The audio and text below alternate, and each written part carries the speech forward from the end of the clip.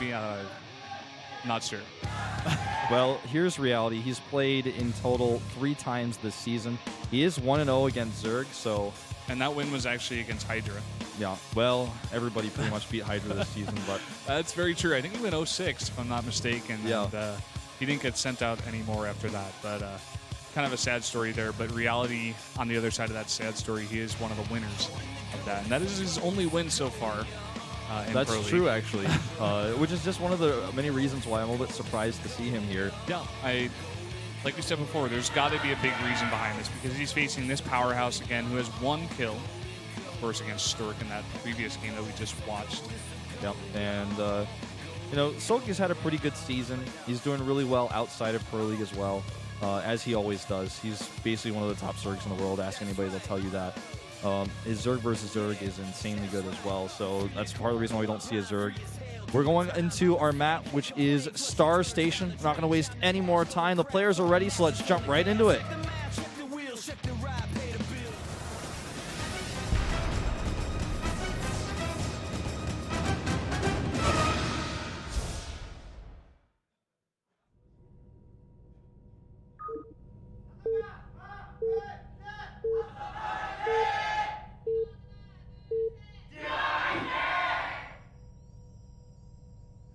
LTA는 SKT1.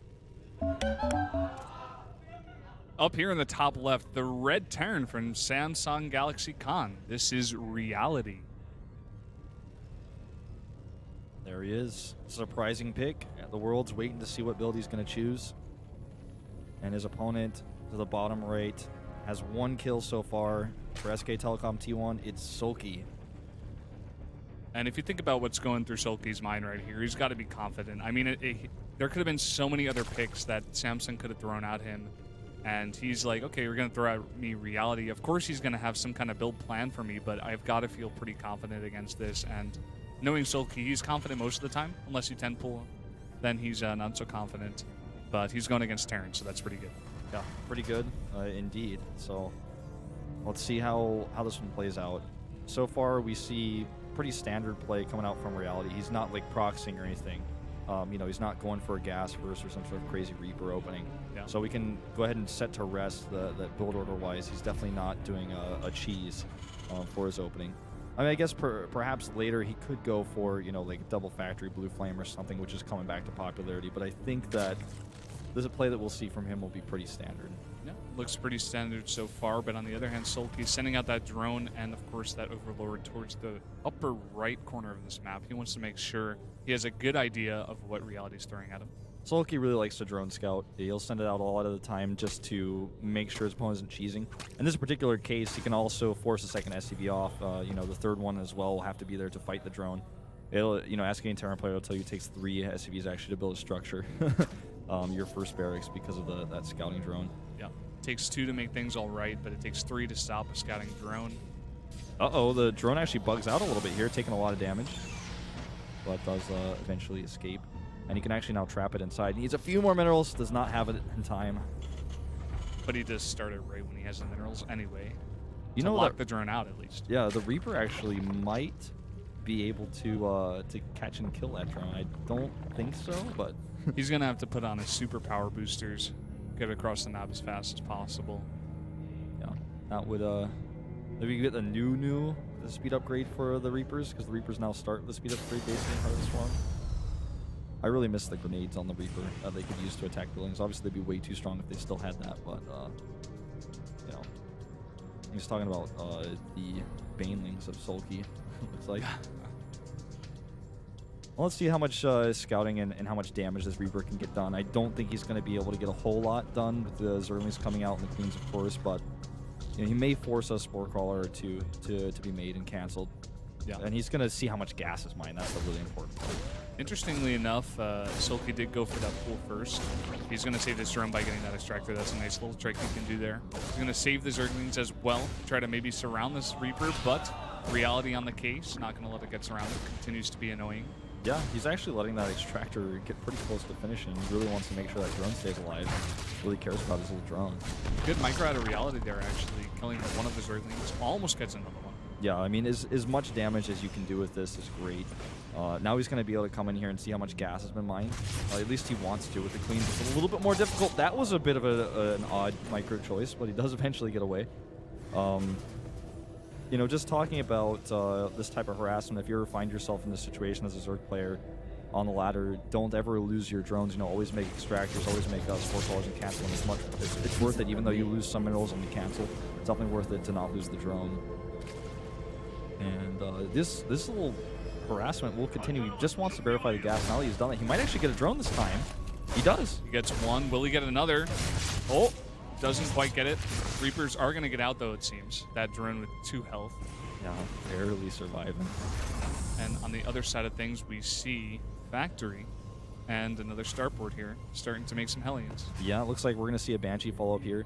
It's with 2 Reapers and the Hellions on the map, you can really start to do damage to the hatchery if the Queens haven't connected the bases just yet. Then when the Banshee comes out, things get even worse. The Bandit starts to attack, of course. It does a lot of damage. And if you don't have any extra Queens, then you actually just, you might lose the hatchery. You start to lose your Queens. So you just need to have those.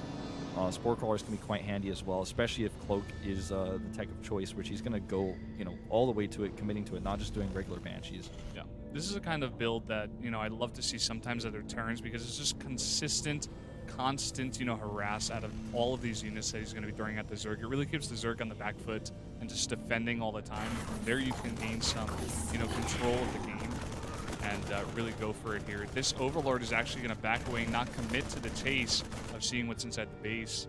That one Marine was able to stave it off. You know, this is actually in part to the placement of the factory. He didn't keep it at the normal location, and then as a result keeps all of his buildings a little bit further away from the top of the base, so SoulKey doesn't get to see that.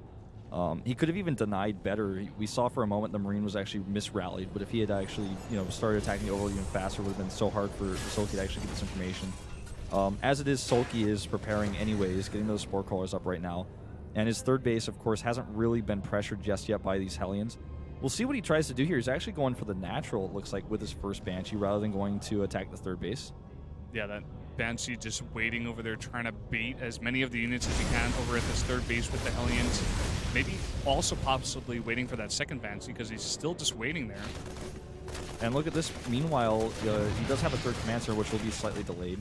SoulKey is just on fire with his Zerglings today. If you give SoulKey 2 Zerglings, he's going to make something happen. Besides that, we have Mech as the choice of tech route for reality. He's adding additional factories right now. He's getting his armory up. He did make a decent amount of Marines, but he's since cut them. And this is something that SoulKey, of course, needs to identify ASAP. Yeah, it seems like he did send an Overseer there into the main base to get a better look. And he's got to have some idea seeing this many Hellions. I'm not sure if he knows exactly about these Cloak Banshees, though. He's going to come in here and get a bunch of kills right away. This Queen is on the case. He does have a Spore Crawler here for some vision. I think a couple of kills, 3 kills, 4 kills. 4 kills in total there. And Hellion's actually now swinging around, trying to, well, we'll see. Actually, he gets a surround on those Hellions. I don't know what reality was looking at, but he certainly was not looking at his Hellions. Yeah, that was, if there was one place in the map he was looking, it wasn't there. Yeah, I think that's an accurate assessment. A very unfortunate mistake there out of reality is going to lose, I think, 7 of those Hellions there. That one just barely getting away. The only survivor. If you lose all of your Hellions, usually it means you lose kind of your map presence in this matchup. But not only that, but when you're going for a mech composition, you lose just Hellions in general, which are actually quite essential to your composition. So you'd always like to keep those alive. Whereas if you're playing a bio style, once the Hellions are gone, they weren't really going to be part of your composition anyways, so it doesn't feel as bad to lose them. You still don't want to, but that's just, you know, basically like losing army units as well as pressure units when you're going for mech. So yeah, and after losing those Hellions, SoulKey's able to do something like this: delay this third base as well, keep his Zerglings over here for as long as possible. Exactly. You know, had the Hellions been alive, this would have been much easier to clean up. Probably would have been able to prevent this. And it looks like he may lose even one more Hellion. Good micro this time. And even one at repairing SCV will actually save it. Zerglings hanging around as well, trying to get whatever information they can. Only 3 middleists so far have been made, if I'm seeing that correctly. Yeah, he actually didn't really commit because he realized it was Mech. He saw with his Overseer and has since switched into Roach production. Roach speed is on the way. He's getting the range upgrades for his Roach. He's getting the Carapace, of course, as well. and he's preparing very well for a mech composition. The 3 Mutalisks will also help him against any sort of Banshee harassments that he deals with later. You know, if you find a Banshee on the map ever as a Zerg player and you have even 1 Mutalisk, you'll be able to just go and kill it. It's not going to be able to escape or get away. So just having those 3 Mutalisks is going to be not so bad. It's going to be kind of handy. Yeah, just a little task force to go around the map and even do stuff like this. Pick off a Reaper here. SoulKey, man, he's just like all the time with as little units as possible, just doing as much damage as he possibly can. Yeah, that was actually pretty crazy. This little attack that is designed to... Is he... Well, okay, this was a bit weird, but... This attack that we see that comes out here is designed to punish somebody who goes for, you know, a lot of Thors earlier on, expecting Mutalisks, which is more common. I don't know if this is going to work, though. With all the Hellbats, we have siege tanks there as well. 2 of them out. 3 of them being produced right now, so they're going to be out very soon. He's bringing the Queens as well with this. Let's see how much damage he can actually get done. The wall here is really nice, making it much harder for the Roaches to actually close the gap. The Thor's doing so much damage in the back. They have a ton of range. And this is actually very difficult for SoulKey to actually break through. He is killing a lot of supply depots right now, but he wants to be eating away on those Thors. Now he starts to get a bit closer, but the tank on the high ground is too much for him. Yeah, tank on the high ground, that 1 tank all the way back there. Very nice positioning out of reality to keep it all the way back, way behind the wall. Wants to keep that guy really protected, and he did just that. It seemed like maybe that was going to do a bit of damage. I mean, he did take out a bunch of buildings, a bunch of supply depots, but I thought he may have been able to hit right before the tanks really started getting producing, but not as much damage as expected, but he was able to do a little bit. Yeah. Locust and Swarm Host coming out. Swarm Host upgrade for the Locust is being researched right now. He's making 8 Swarm Hosts. And I like this choice because he kind of needs a bit of a buffer for, you know, the attack that may come, because reality is getting closer and closer to max out.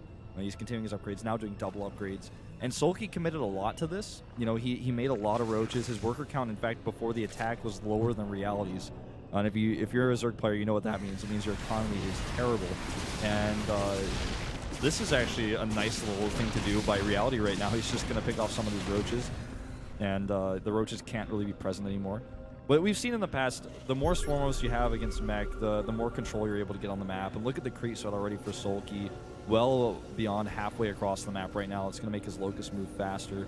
Yeah, he's going to want to get that creep spread at least at that northern base there where maybe the 4th would go down of reality. He wants to make sure that his Locusts have as much movement speed as possible, that he has as much map control over this whole map as possible. On a map like this, you know, there are not too many lanes for the Locusts to go down, so it's a pretty nice map actually for these Swarm Hosts. We see right now 4 command centers going down. This is, of course, something you can do with mech, just build so many command centers and eventually maybe sacrifice those SCVs and just rely on a lot of those mules to come down. And I think actually a lot of these command centers will actually become planetaries. Yeah. Well, don't be shy. It's okay, you know, to take a nap at Pro League as long as you watch the VODs later. So, I think the situation was looking really good for reality, you know, after that attack. But because those Swarm Hosts are going unpunished, it gives SoulKey a lot of opportunity to regain foothold in this game, because he's going to be able to continue to send these free units out. He was able to get so many Swarm Hosts. I mean, he didn't just get like away with getting 7 and then there's a few Locusts. This is a lot. This is going to keep reality kind of on the defensive for a little while. Yeah. The thing this is going to buy SoulKey is just a lot of time. He's taken 2 bases at the same time. He's going to be able to tech up the Hive, get Spires, get Hydra upgrades, a bunch of different upgrades for different units as well. He's just going to be able to keep reality back. Even if reality is taking that 4th base, it's going to give SoulKey, you know, a good 5 minutes here to just take that time and get whatever upgrades he feels he needs, whatever tech he feels he needs against a late game mech army out of turn. Yeah. And the high ground harassment here is going to be a bit annoying. Those Banshees are not going to be enough to deal with the Hydra, so he's going to have to reposition some of his units, and he does. The addition of Ravens into this army is really cool by reality, because not only can he use Seeker Missiles, but also Point Defense Drone is going to be really useful against basically any type of units, whether it's Swarm Host, Hydralisk, any unit with a projectile, Mutalisk that may come later. So the Hydralisk actually will kill this refinery, which is going to be pretty annoying to deal with. And only Banshees as defense against these Roaches is starting to hurt a little bit. Yeah, you get a good amount of these Roaches into the back lines of the Terran's base, and you'll be able to take out a bunch of drones. And with SoulKey building up a bank right now, he's going to be able to replenish it with whatever he wants. Yep, Corvid Reactor being researched right now so that his Ravens will have additional starting energy. He's got just more and more siege tanks being added. And SoulKey has total map control. Look at the map. It's starting to get more and more Zergy. It's starting to get more and more purple. And also blue. The SoulKey's units that he has from across the map. The creep tumors he has everywhere. He's getting his 3/3 upgrades out right now. And he's starting to build a bank. This is exactly what you want. And we are going to have... Are there 13 Hydralisk dens? Look at that. It looks like there's 13 Hydralisk dens. Looks that way, but... We're going to have a long game on our hands here. Yeah, we are definitely going to have a long game here. Reality is bunkering up. He's making even more command centers. And he looks like he wants to take this 5th base down here at the south. He doesn't want to let SoulKey take too much control of this map. He wants to get as much of these bases as he possibly can. But if you're looking at this map as a Zerg right now, you've got to be pretty happy. I mean, SoulKey, like you said before, he just has such control over this map right now. He has the Locust coming forward here. He's even going for an attack here. Wants to try to trade here. Nice Blinding Clouds going in on a lot of those tanks. Yeah, he has the Locust to tank, and he's got the Hydralisk coming out the back. And with those Blinding Clouds, this works out quite nicely for him. And he's actually eliminated so many of those siege tanks. Meanwhile, there's a Hellbat walk-by over here. You almost say like a waddle-by over here at the base of SoulKey. He's going to lose the hatchery. The Thor does so much extra damage. He kills all the larvae, it looks like, as well. And nicely done there. I like that. Yeah. But that was a good attack by SoulKey, actually, because he wants to continue trading units. He's going to do it even over here, even though he lost that hatchery. He's just going to want to try to keep the numbers of this huge mech army down as much as possible. He's going to build that bank. He's maxed out for a while here. And he wants to keep trading. Yeah, just having those... Just in general, having those point defense drones earlier could have been so useful for him. Now he's got them. They're helping out a little bit. Looks like they're out of energy right now. But like you said, yeah, he just wants to trade, and he has that bank continuing to build. 2,500 gas in the bank right now, and what Reality is basically doing is trying to creep his way around the left side and make that his. But eventually, if you trade up, if this game goes super late, he's going to run out of minerals because he doesn't have the map control. Point defense drone, see how useful it is here. He's actually trying to micro his siege tanks out of the Blinding Cloud.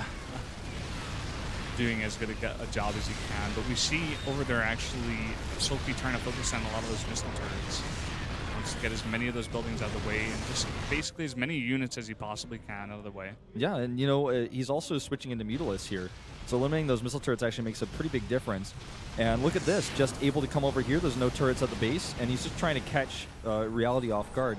As a Zerg player, oftentimes what you want to do in this matchup when you're playing against mech is to constantly keep your opponent guessing compositionally wise what you're making, because if you go into roaches, then Thors aren't necessarily as useful anymore. You want to have more siege tanks. But if you go into Mutalisks, then you want more Thors, so it forces him to switch back into Thors. And as long as he has upgrades that are really solid for all types of units, he can basically just continue to switch. And he can make these types of switches with the gas bank that he has. You need a bank to do this, and he already has that. So he's just trying to pick Reality apart little by little here. Yeah, I mean, he's had the time and the minerals and the gas to do this kind of thing, and now he has so many mutas, but so many of these missile turrets are actually going to buy Reality a ton of time over here, and those mutas are going to be forced to back off. The Vikings eventually making it back to the natural. He's going to continue remaking those missile turrets, but again, once SoulKey loses his mutas, if he does, he can just switch into whatever he wants. He's taking that base now at the top. SoulKey is really just in control of this game. Reality, he looks really strong as a turn. He has a huge army right now. He's maxed out as well.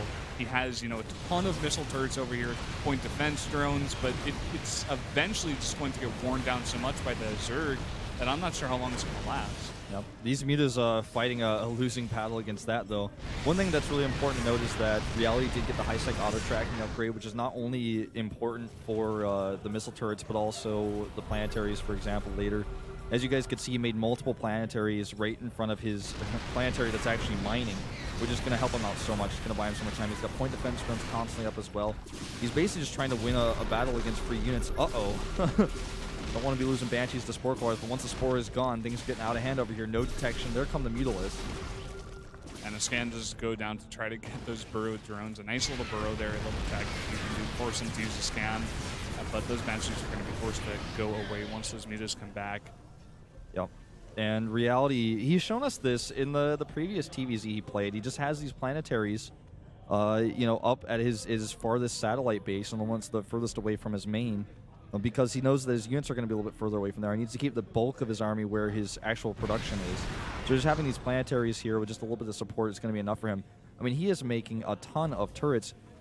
It's good for him to help against the Mulus, and if you make a wall of turrets like this, you know, you're going to be basically golden against any Mulus that try to find a different angle from where you had your turrets up originally. He's basically making the Great Wall of Turrets. We see it right here. I mean, he's got lines and lines back and forth, just missile turrets all over the place, continuing to make them. I like, actually, that SoulKey's now going to go for that Greater Spire as well as that Ultra Cavern. He's going to want to get those big units out on the map, try to eventually break this down. Seems like he wants to try to poke at these different areas, trying to go for that planetary, throw down those blinding clouds, reduce the range of all those units, and try to do some damage. But so far, it's not been too successful, but it doesn't really matter for him right now. 55 missile turrets, 57 missile And that turrets. number's continuing to climb, 58. Fusion core is now being made. +3 armor is going up as well. And he's basically completing everything. Both players are at this point. And now SoulKey's starting to move a little bit closer, getting a much tougher position against these siege tanks. He's starting to now pick away at that great wall of turrets. And, you know, at this point, reality is he may find himself in a position where he just loses too much traction because he doesn't have any control over the map. He doesn't have planetaries really set up as well as he would like to near his natural. He's got those up at the south, and this one Banshee trying to be annoying. The battlecruiser switch can be really nice against those air units at the end of the day, and it's also, this battlecruiser really tough to take down in general. Oh my god, that is a lot of orbitals that he will make. How many orbitals is he going to have in total? This may be like the most orbitals you've ever seen. Holy crap. I mean, how many is that, actually? I didn't even get to see the structures tab was showed for such a brief period of time. I was trying to see, but I didn't get a good look. It's got to be upwards of about 20 at this point. I mean, he's just basically using any little plot of land that he has to make those. He was sacrificing SCVs earlier on because he's not going to need them. And, wow, that's just crazy. I mean, this guy is taking it to basically as far as he can go with mech. Yeah, he certainly is. I mean, he's just continuing to... he's trying to just trade, basically, against the Zerg army, but and trade with, like, energy, trade with his point defense drones, you know, and have his turrets actually fight his battle with the Thors at the back. But he is going to get worn down eventually. His bank is still there. He's got a big bank, but the bank of SoulKey is much better. And SoulKey is basically going to have every upgrade in the game pretty soon. He's already getting a chitinous plating. He's got the +2 for melee coming up. Once he gets that, he can get +3, so his Ultras will be even stronger. And, you know, additional starports being added here for reality. This game doesn't look like it's going anywhere anytime soon. I think she was just embarrassed because she drank bubble tea. That's embarrassing, but... Hey, man, bubble tea is good. I like bubble tea. It's very unhealthy, but it tastes good. That's really all that matters. That's generally about any food that tastes good. You can say it's unhealthy, but it tastes good. Well, fruits are healthy, and they taste good. They taste terrible. I think we'll have to disagree on this. I think fruits are terrible. Ice cream as well, man. Fruits are good. Ice cream is not healthy. Fruits are good. Yeah, well,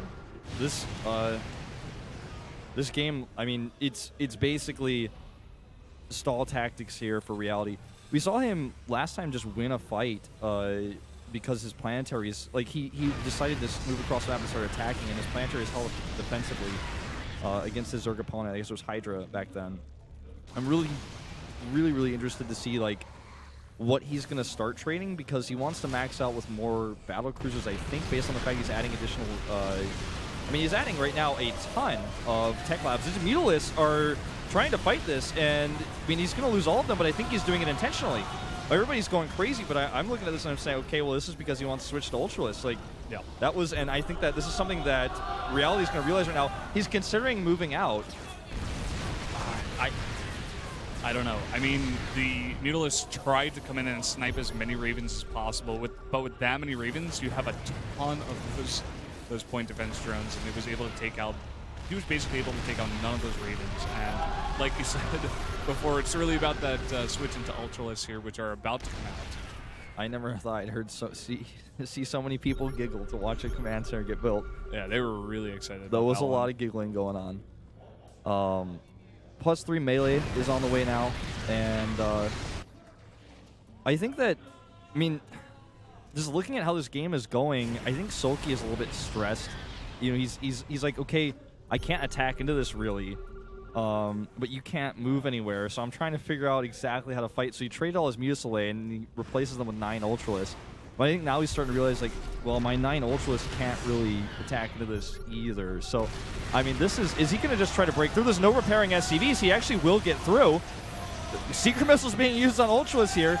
The Ultralisk will actually eventually get that first planetary to the top. The Thors aren't even helping here. The Thors finally come into action here. The Ultralisk pounding through, but a lot of these tanks are up at the top. They're not going to be able to defend that base here, but a lot of these Ultralisks as well about to go down. Landing the Vikings as well to fight with more Secret Missiles coming out here. SoulKey's going to have to back off. Yep, SoulKey has to back off here. So many Ultralisks getting blown up there, and 62 drones to 27 SCVs with all those orbitals is basically, you know, if you look at the armies size-wise, you have to think of that about, you know, 40 or so more supply is in the is actually in the army for reality.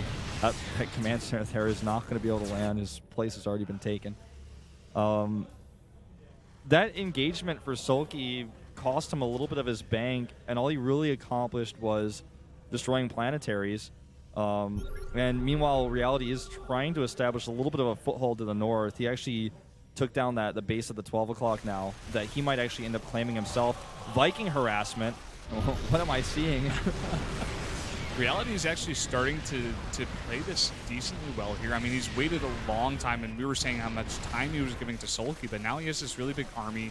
He's realizing now that SoulKey couldn't really break into his defenses here, and now he's starting to do little things. You know, he's pushing out, taking out that base. He's going to clear the creep, try to take that base up there at the north, and he's just going to slowly move over here. This has been the name of the game for Reality. I mean, he's set up this whole thing from like 10 minutes ago with all the planetaries, with all the different command centers, orbital commands, just everything.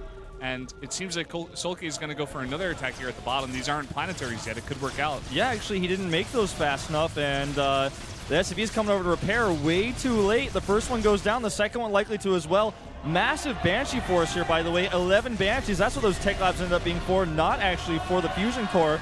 And uh-oh, this is a tech switch that SoulKey suddenly does not have an answer to. Let's look at his unit composition. He has literally 3 queens. He has 3 queens. That is his anti-air. There's nothing else. The Banshee's actually going to have total domination on the map right now. And I think if Reality realized this, he might actually be a little bit more aggressive with those Banshees. This attack over here is looking a little bit desperate for SoulKey, but he needs to remax with something else to deal with these Banshees. Yeah, I think he realized this as well. He saw those Banshees and he was maxed out. He's like, I gotta just attack here and get some units that can attack the air. I mean, these swarm hosts now, they gotta evacuate. These locusts are gonna try to delay it, but they're not gonna be able to do much against air. Those Banshees really gotta be focused on the swarm hosts, or at least not going after locusts. Yep, Banshees coming over here looking. I mean, they're going to take a long time to get rid of all this creep because there's just so much of it. Even auto turrets being deployed. Infestors are the best choice here by far, because with Infestors, not only can he fungal the Banshees, but any unit in the air, and just 1 or 2 fungals will actually just ruin the Banshee's day. So the switch in the Mutilist is also very expensive, but, you know, I don't know, because against this many... wow. I think, I mean, there's probably a lot more he could call down, but it wouldn't actually even give him any more money. But with all the, he has 15 Vikings and 9 Ravens. I don't even think he needs more than 21 Mutalisks to actually win that fight. There's also 2 Thors, so not a lot of Thor presence, but I mean, he does have those to help out as well. Yeah, I think it's really going to be all about, if he does go for that head-to-head fight, he's got to get really good fungals. Right now, though, what he's doing with the Swarm Host is really nice here. He knows that he lost that top base, so he's going to come down here and pick out that planetary with the Swarm Host and try to move in here, try to find a weak spot in this huge defense of Reality. Now, Reality's mineral income is going to be off the charts right now. The final Banshees look like they're starting to fall here. Actually, those are only the ones at the front. He still has 12 in total. Just look like they might have been all there together. They're kind of all splitting around the map, in fact, right now. Not the best control here on these, but, I mean, there's so many things going on in this game right now. For Reality, even dropping mules is probably starting to become a bit of a challenge. Like, he's like, my E key is, like, going to fall off my keyboard right now. Well, this is actually ended up being a really interesting game because I really like the switch to Banshees. That was pretty cool. You know, the fusion core, he has it there. You can add the battle cruisers later. The big problem is the problem that we've talked about so much is the lack of bank for Reality. He's now down to 400 minerals. I bet he wishes he could salvage orbitals now. That's a really good point, actually, because SoulKey has such a huge bank with that minerals and gas. He's going to be able to keep on trading, and it's going to get hard for Reality here as we go later on. Oh, these infestors are so important right now. He wants to get those money fungals. Here we go. Mutalisk coming in to just try to fight to bait those units up. He gets a huge clump of the Vikings and almost all of the Banshees, if not all of the Banshees. And the Secret Missile actually triggers on top of the army as well. And suddenly, Reality drops in supply to 144. SoulKey, he has to remax. He spent a lot of money, but he still has a bank. This is not something that Reality can say. Even calling down a mule here to control the watchtower with that Secret Missile mistake that happened there, that was what really cost him. And SoulKey basically using Terran units against the Terran. Such beautiful play from the Zerg.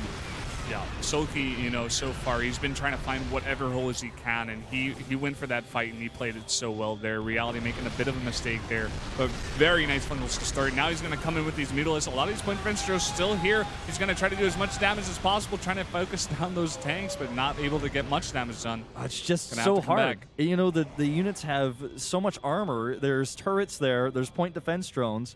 And if you're SoulKey, you're just like, I can't even attack because there's so many point defense drones. The turrets all have the range upgrade.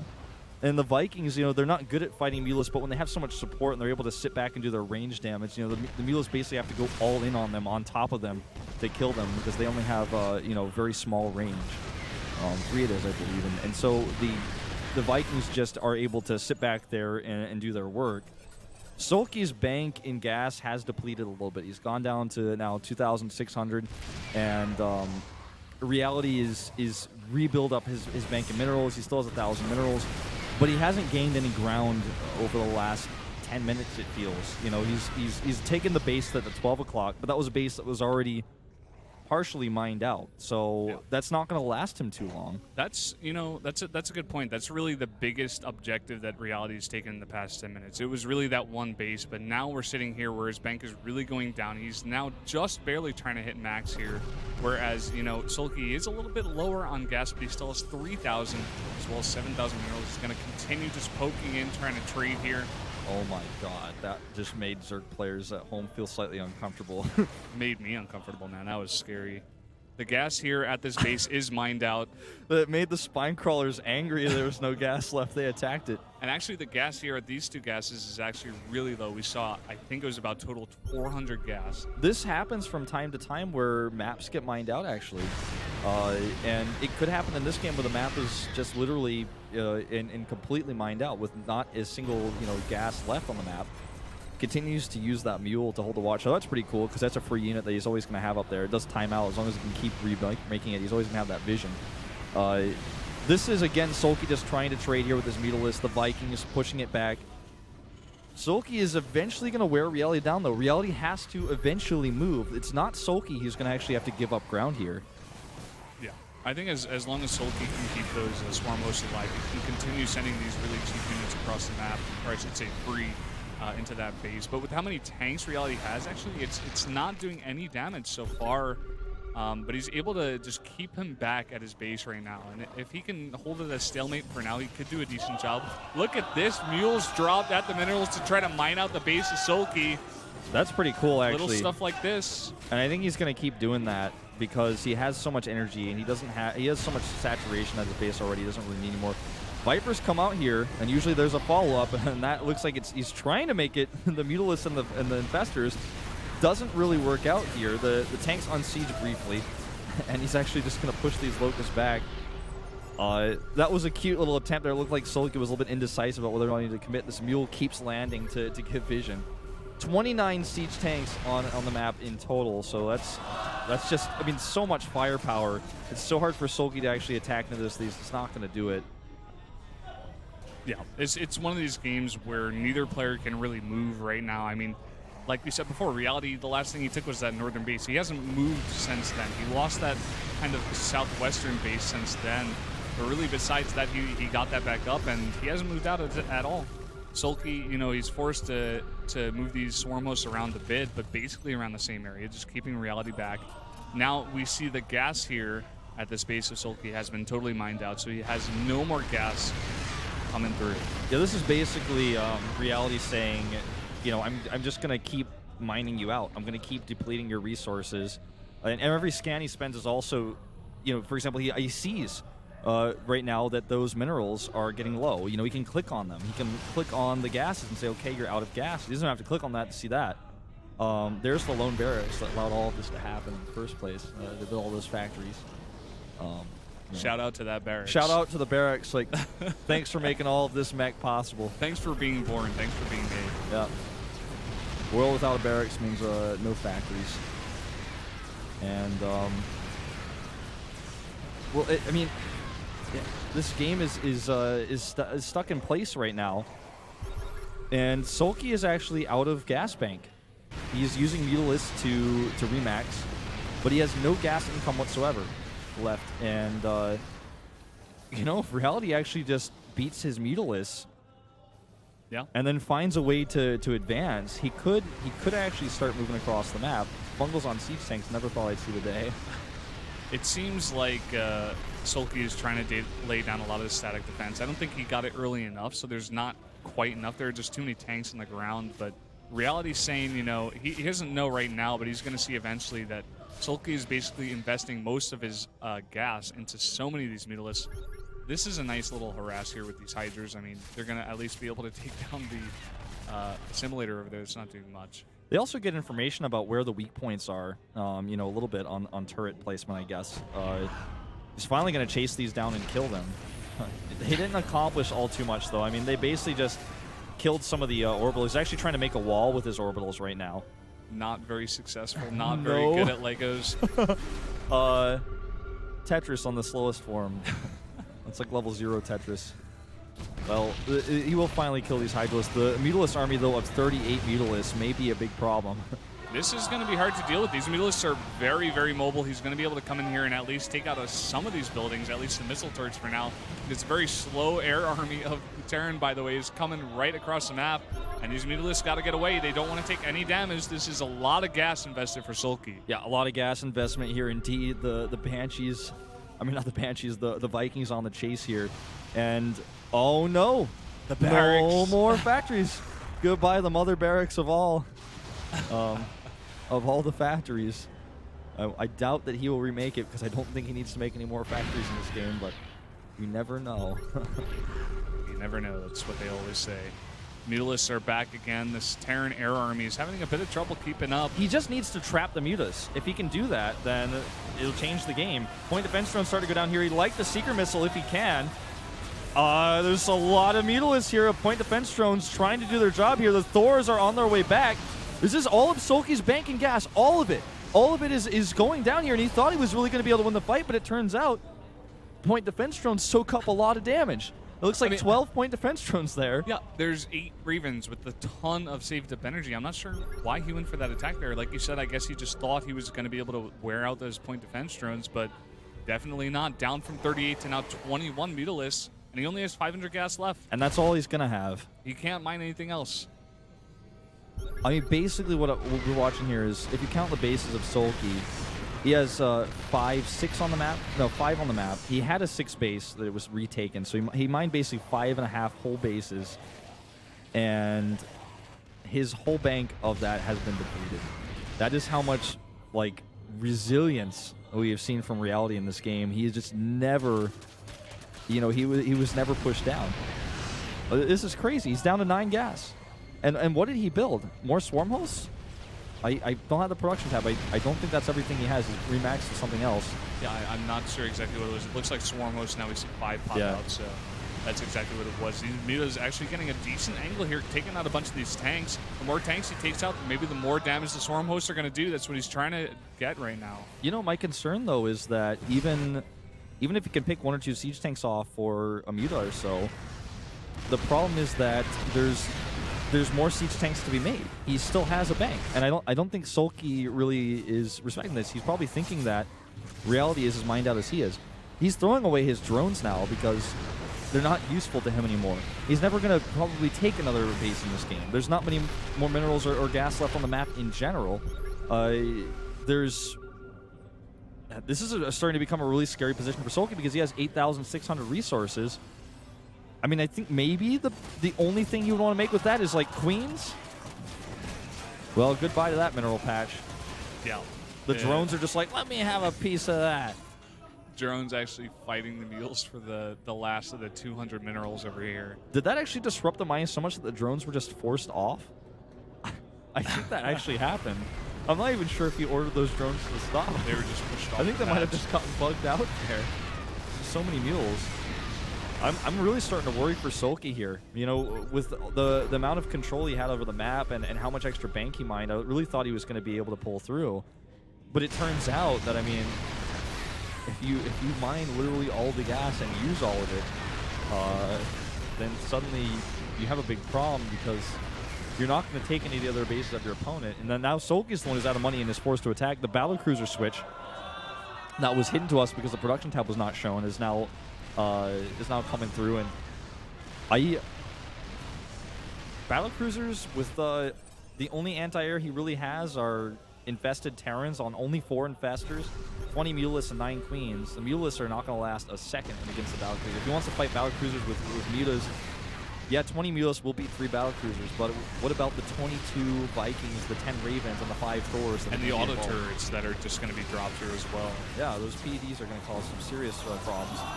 Speaking of Ravens, he goes for some secret missiles here. It's actually going to, it looks like, kill, well, just damage heavily several swarm hosts. He put several swarm hosts into critical condition. Yeah. 1 auto turret, 2 auto turrets. Now he's starting to drop auto turrets. Thing is, he's slowly but steadily pushing this back, and he's realized now that if he's sieged up, there's no way SoulKey's going to beat his army. And I think he's also starting to realize, SoulKey, I think you're out of money. I've scanned every base. I've helped you mine out every base with my mules, and there's nothing else that you can do. There's nothing else that you can mine. You're going to eventually have to start trading with me. I still have 900 minerals in bank, or 900 gas in bank, and my army composition is better. The only thing that you have are free units from swarm hosts, which eventually I will eliminate. Reality is basically been the most defensive, most patient player that we have ever seen this season. I mean, we were talking about right before the start of the game, we were like, what is the strategy that he's going to do to take out this Titan and SoulKey? And I guess this is it. Just wait until he gets SoulKey totally mined out of gas and just defend with this super... this huge mech army that he has, and just continue trading and never truly lose all of it. And now eventually when SoulKey literally has no gas, just be like, okay, I guess, well, I have the stronger army now, I can just move across the map and win. This is just so cool. I actually really, really like this approach to the game. And I think that Reality, I mean, he's shown us a strategy basically one time already. And it's really interesting and unique because most mech players will actually get maxed out and then start to attack, and then it gives a Zerg player opportunities to counter-attack. You know, a Zerg player can trade very well against a mech army that's moving across the map because it's unsieged. You know, if you can catch it off guard, that can work out really well for you. But basically what Reality has said is, like, I am never going to attack ever, ever, never. Like Taylor Swift, never, ever, ever, never, ever going to attack. This is, I mean, this has been his strategy. And I think that most Zergs are not going to be used to this type of approach to the game, of just literally never attacking and waiting until the Zerg's bank is gone. That's one way to get rid of battle cruisers, pull them into a mass of queens. That was not the best thing that Reality could have ever had happen to him, but... yeah, that is 2 of his battle cruisers of 3, but he still has a bank. He's still actually mining some gas. Yeah, a little bit longer. Yeah. Well, you know, he has lost a lot of his units now. So the army's supply is dropping quite rapidly for him.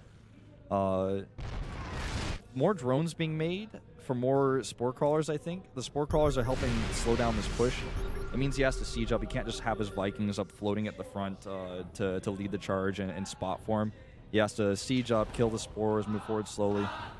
And Happy New Year. Happy New Year, guys. So glad we could be here with you guys to celebrate this moment.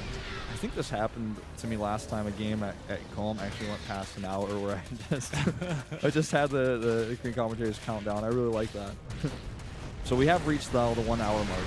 I think this is the first time it's happened in Pro League as well that I can remember. I think we had a game that was about 50 minutes. But with all these minerals that SoulKey has gone for, he's chosen to go for these Adrenaline Zerglings, and he's actually taken a bunch of these tanks out. That is one way to push back this army of reality so far. Yeah, he only got a few, though. And look at the Samsung Galaxy coach. He's just basically sitting there saying, yes, just as we planned. And SK Telecom bench not too happy right now. I think that, like, in a weird situation, like bad control from reality, SoulKey can still win this game. But I don't actually know if there's any way that SoulKey can win this game for himself now. He's starting to run out of bank. He's trying to eliminate those siege tanks, and the bank is now gone for reality. And it looks like he's basically not really mining all too much anymore. I mean, he's got, like, I think maybe 1 or 2 refineries left mining. And once that's gone, he's not going to be making more siege tanks. He can't really afford them right now. This is the time when I want to see the unit tab, actually, so I can see how many siege tanks he has, because I don't know how many he's losing underneath that Viking cloud. You know, looks like this time the answer is none. And yeah, he didn't kill anything either, but he's just continuing to move forward slowly but steadily. This is the game of the tortoise versus the slightly like more aggressive, slightly faster tortoise.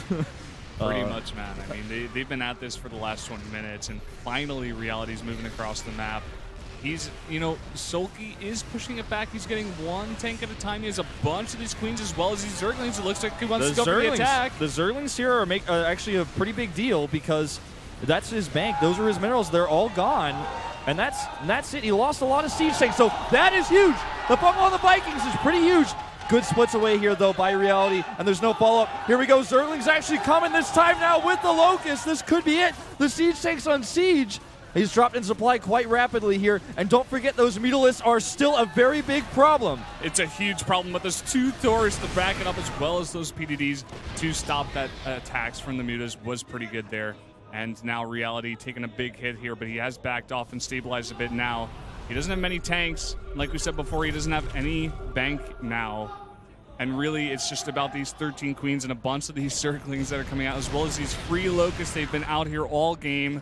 The MVPs of the game, they were continuing to come out consistently. And now SoulKey having a bit of confidence. He's going to move forward here. Yep, moving forward here. So many swarm hosts still in this game. I mean, the swarm hosts have been the one thing that Reality has not been able to ever deal with.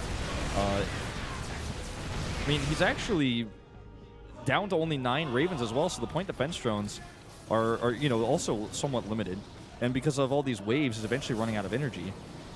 Looks like a few Hellions are being started right now because he just doesn't know what else he can really afford to make. I mean, he's mining the last of his minerals. Yeah. That might actually be the last minerals on the map.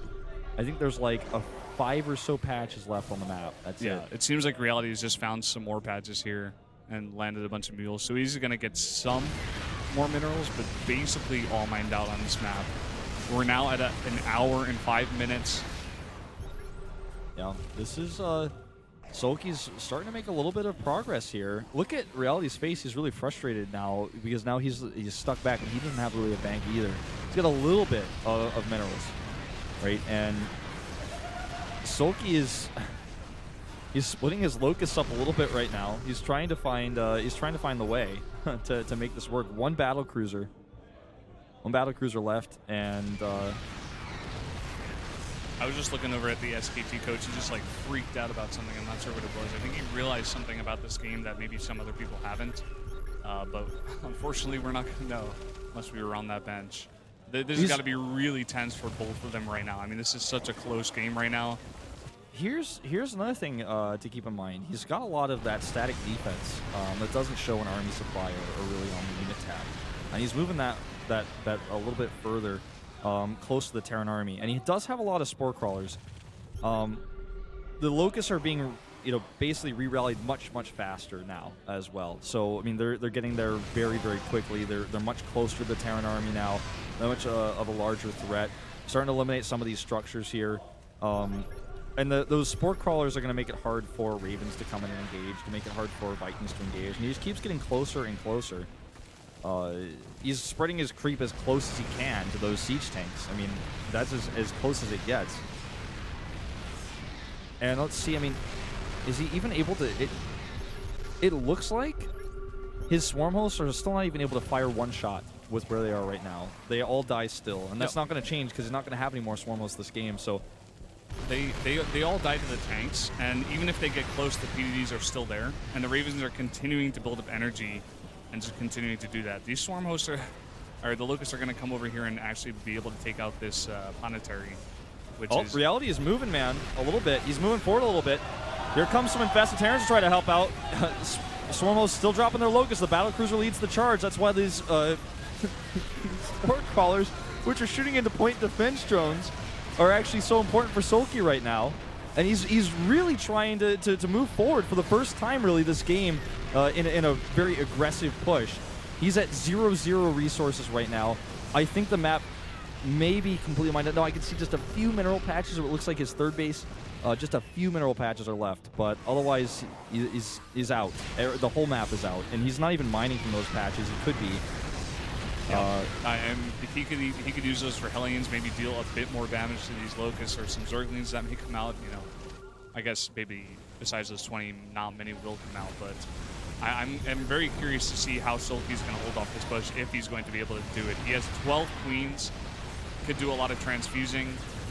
But I mean, there's just still 9 Ravens here with a ton of energy for these PDDs, and you know, a nice fungal here with his 1 Infester is going to do a bit of damage to those Vikings. Yeah, I mean, anything counts. You know, the later the game goes on, free units and energy units are the most useful. That's why these Ravens, these 9 Ravens that have been alive for so long, have, you know, almost won this game for Reality if you win it.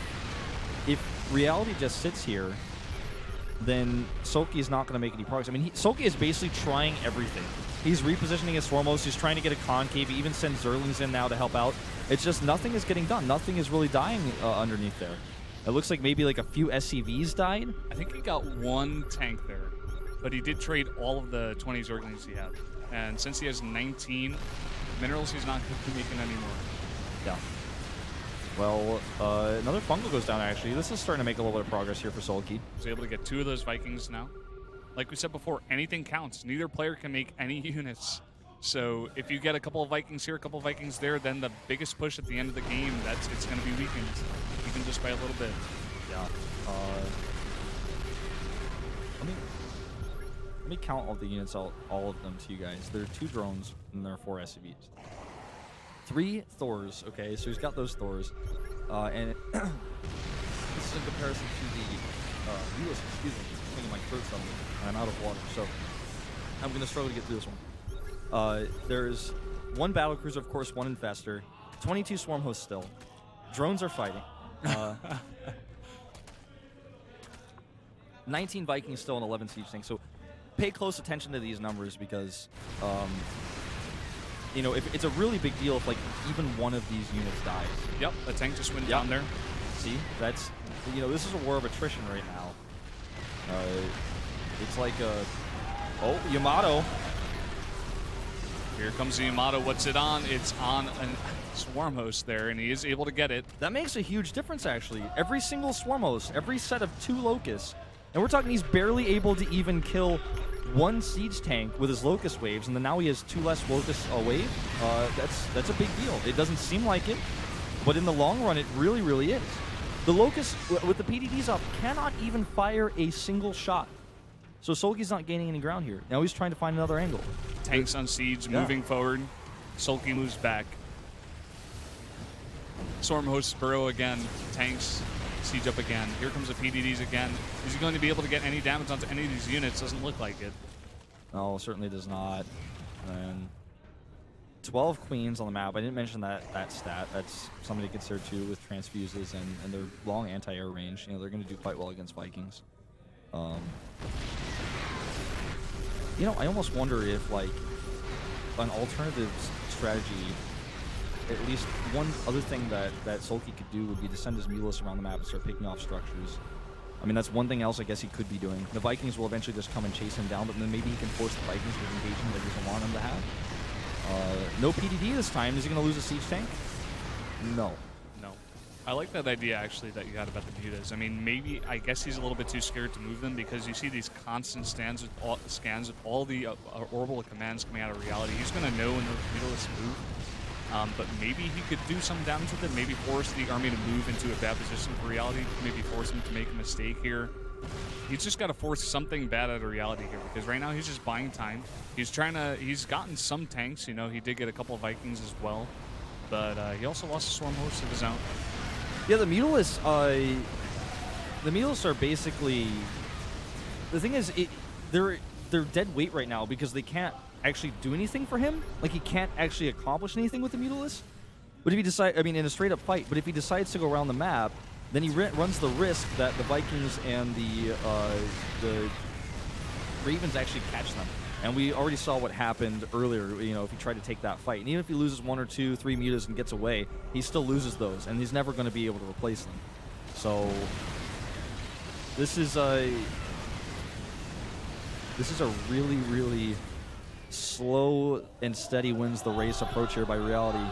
Oh, he's bold enough to go for this. That's huge. That is such a bold play there. It looks like he did destroy 1 unit there. Not sure exactly what it was, but he was able to get one Raven. Yeah. I can see he's down to 8 now, which is pretty huge. That's actually the most useful unit for him to kill right now besides siege tanks. I mean, he has so many swarm hosts right now. He wants to reduce the amount of point defense drones to a minimum, and doing that by taking out those Ravens will be very beneficial to him. This one Infestor Mound, what did that go on? 1 Queen. The Yamato Cannon does go onto that Queen. If you could get a Yamato Cannon onto that Infestor, that would be huge. Yeah, I think that's what he wants to do, but he's just being very careful about this. Hellion's actually leading the pack here a little bit, trying to eliminate some more of these creep tumors. Another fungal goes down. I was looking at the numbers. Doesn't seem like anything went down. A Hellion went down to some of those locusts. Yeah, gotta be careful about that. He clears up a lot of creep with this, though. Oh, man. Reality looks like really stressed here. The battlecruiser can do this. As long as he doesn't get too far forward, he can just kind of use it to poke a little bit, and he finds an opening. It's going to be okay for him to have it out there. So BC now, even with so much air-to-ground damage, it's able to even help against the Locust. As soon as it has enough for another Yamato Cannon, he's probably just going to target down another one of these Spore Crawlers. Constant scans. He always knows exactly where the Zerg is and what he's doing. He has so many orbitals that there's no reason not to scan at this point. Hellion's being microed back just a little bit here. And just so many PDDs. This slow crawl across the map. This is one of the slowest crawls I've seen in any StarCraft 2 game so far. I mean, this is upwards of an hour and 20 minutes now. I'm just wondering how much room SoulKey has right now. Is he going to go up north after this? I mean, he just continues to move back. He is not letting up. He's not going for any attack, and he doesn't need to. But he can't, basically. Yeah, you know? he can't. If he does, he's almost definitely going to lose. I think what he's trying to decide right now is my Locusts are almost able to break through and start killing units. Should I just all in with everything I have, and maybe it'll be enough? But I just don't think it ever will be. I mean, it just can't be. There's it's just mathematically speaking, against a sieged up Terran army, he's not going to break through. There's too many Ravens. It's just too risky. I mean, in SoulKey's mind, he is slowly winning the attrition war. He's slowly picking off more units than reality is slowly picking off for SoulKey. I think reality only got 1 Queen and 1 Swarm Host. Yeah. And that was it. But, you know, SoulKey was able to get 1 tank, 1 Raven, even a Hellion there. You know, that's definitely more valuable for SoulKey. Yep. And as long as he feels like it's more beneficial to keep this war of attrition going, he's going to continue backing off. And as long as reality feels the opposite, he's going to continue moving forward until one of these guys makes a mistake. Yeah, I mean, what SoulKey is losing is structures. He's losing his creep tumors. He's losing ground, right? He's running out of space. Double fumble here, actually. How many Vikings does he get? None. None. Stays at 19.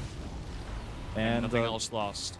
But, you know, he's basically running out of room, so he's going to start losing his main bases very soon. You know, he's going to start losing his main hatcheries and his extractors. And then eventually he's going to have to go somewhere else, you know, like you said, move into a different location. He's out of space, quite literally, right now. Yeah, I feel like maybe he could go north, you know, continue going on that creep. Every time I say the word literally, I just think about how it's not actually literally running out of space. But this is one of these words I use where I'm like, he's literally out of space. And I'm like, right after I'm like, no, he's not. He's not literally out of space, but he's getting close. I mean, is that okay? The siege tanks are pretty low, some of them on health. Yeah. And this is actually him really, really close to those locusts. Is he going to lose any? No. Nothing so far. I mean, for reality, this has got to be really taxing because for SoulKey, all he's got to do is reposition. But for reality, he has to deal with this constant wave. And you think it's not much, but when you're doing this for the past 40 minutes, you have to keep PDDs down constantly for the last 40 minutes. Even just that menial task, like it's your only way to win this game. And it's got to be weighing on him a little bit. I mean, you said it before that he looks stressed in the booth, and he definitely does. I'd almost like to see him. I mean, I wonder, he's got to know about that base at the top right. He could just send Hellions alone over there. Looks like SoulKey is sending something to the top right now.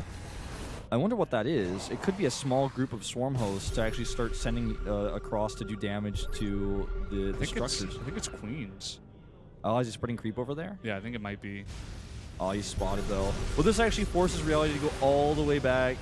Sends everything back, all the ground that he just gained, he loses. I mean, still, he needs to kill this base up here anyways, and he's eliminated all the creep, so he didn't. It's not like it's lost, but it is going to take him a long time to get back that far south again. I would love to see SoulKey right now place some of these creep tuners down to the south now, because he's going to need another path. Yeah, I mean, there's a few units left behind. It looks like to try to deny that, but it's not enough. And actually, it looks like he might lose some of those units. I'm looking at that tab. I think it might be structures. It might just be PDDs over there. Oh, yeah, I bet that's what it is. I was looking up there. I'm like, nothing's going down. It doesn't make any sense, but actually, yeah. Yeah, he had some PDDs down here, so the creep is continuing to spread. But buildings cannot be replaced. Only creep consumers, which cost energy. You can't actually make any more, buildings. Like, so every building that he loses, like this hatchery, for example, which is going to be impossible for him to contest because the units are going to siege up on the high ground. It's taken its toll, and SoulKey eventually. Oh! That infestor! Infestor gets a pungle. Oh, does he lose the infestor? No! Two Ravens just went down there, and the infestor goes down. How did he get it? Was that a Yamato cannon? Oh, Yamato cannon Takes out the infestor. He paid for its life with 2 Ravens. I'm not sure if that trade is worth it. Well, at least he got the Ravens, and that means less PDDs, which means maybe the Swarmos can get a little bit more done. And I think SoulKey is starting to realize that if he wasn't able to do it without the infestor, he might want to. This might be his moment because he knows he's killed those Ravens. And even he doesn't know exactly how many Ravens he's killed. It's just not enough. There's just way too much damage here. He still can't even get shots off on the siege tank. Yeah, it's, even with 6 Ravens right now, they're just continuing to build enough energy to consistently put down PDDs, and that's all he needs to slowly creep forward. And like you said before, it's about these buildings. He can just wait here until even if it takes 20 minutes, if it takes 30 minutes, if it takes another hour, reality can push and eventually take out all the buildings of SoulKey because SoulKey can't build anymore. Yeah. And once that happens, reality just wins the game. SoulKey is eventually, he's going to wait as long as possible to try to take out as many units of reality as possible before going for that final attack. But I guarantee you that's going to happen eventually. Yeah. Just not sure exactly when it is. And, I mean, this position on the map right now for reality is just, it's getting better and better. He's getting closer and closer. I'm looking... Is he mining? He's mining something. That last patch, I think. Yeah, he's getting those last patches as 3rd. If we consider, this is what I wish we had. I could actually look up. How did he lose? Lost a tank. Okay, yeah, he lost 1 tank. I would really like to know if there are any more patches at all, because I think this may be the very first game I've commentated in my career that there are no patches left. If in fact there are none. There's none there. So I'm pretty sure that was the last place. I think the map, this is the first time in my entire career of commentating that there is literally not even, and when I say literally, I mean it in a literal sense. There it is. Oh, there they are. Okay, the last ones. The last minerals. Crowd goes crazy for the last minerals on the map. This will be the first time it happens to me. I have never had this happen before. Oh, by the way, if all the mutalisks die, something I just considered, he won't be able to win the game because of floating buildings. Just something to consider for later. A few more help outs being added. That's going to help out a little bit against the Locust. And that's it. That's going to be the last 10 minerals. The entire map is mine. GG minerals. played hard, but in the end he lost the turn insert. That's certainly what it feels like here. SoulKey is losing to Terran right now. This is why Reality was picked, because he plays this style that is just, for SoulKey, so frustrating. He even takes his hand off the keyboard for a minute. I mean, he's got to know. Yeah, this is... It's a slow push across his pain. He's just continuing to lose buildings, and I'm sure he's even going to see the 3 Hellbats that are coming in here and be like, what, really? Like... It's got to be so frustrating for him. I mean, you said it before. He's continuing to spread that creep up towards the west and the north over there, but there's no buildings over there. Yeah. If SoulKey wants to do one last ditch attempt to attack, I don't even think it's gonna be. I don't think it's gonna be fruitful. If he does do that, he should bring his overlords. Actually, no joke. The tank shots. He has 23 of those, and they could tank a lot of damage. It's not. It doesn't matter if he loses every overlord. If you press the button, he killed every overlord on the map. It wouldn't even change how this game goes at all, because he can't make units anyways. It would just make the supply turn red. That's all it would do. Make the supply embarrassed. I don't see any way for SoulKey to win this game. This is just, he was killed by defense. This is the slowest, most patient mech move I've ever seen. This sort of game happens in Europe a lot, but not really in Korea, where you just have maps mined out, Swarm Host versus Siege Tank, Viking, Raven. A ton in Europe, not really in Korea. And we're at, an hour and 31 minutes in now, and SoulKey is not giving up. But he's losing more and more ground. He only has 2 hatcheries left. It's going to take a lot, actually, to get that Terran army up the ramp. Yeah, that's what I was thinking about. I'm, thinking about 20 minutes in the future when he eventually gets that Terran army over there. He's going to have to, go one by one to file up the tanks up the ramp. I guess he could, potentially, go land all of his Vikings and kill the hatchery and then, fly away or something, but that's kind of risky. It is risky with how many mutas there are on the map. I think he's actually going to do it. Well, he's considering it. It seems like he wanted to protect that battlecruiser over there while it slowly picks off some of those units. Yeah, or some of those buildings. He's going for the Greater Spire right now. He's picking that off. Mutalisk over there. Got to be careful with those. This is just so painful for SoulKey. He's dying a slow and painful death, and I just don't see any way for him to change this outcome. He's almost like a man looking at his dead body from an external plane. He's he got a Hellbat, it looks like there. Or maybe actually a Hellion too. Yeah, it looked like a Hellion and a Hellbat. Yeah. Like we said, I think about an hour ago, it could be down to a big mistake out of Reality if he, brings all of his units over there, maybe moves his Ravens out of place for a second, and SoulKey comes in with his mutas and takes out 5 or 6 tanks or something, and then maybe goes in with a bunch of queens. But I don't know. It's gonna be really hard for him.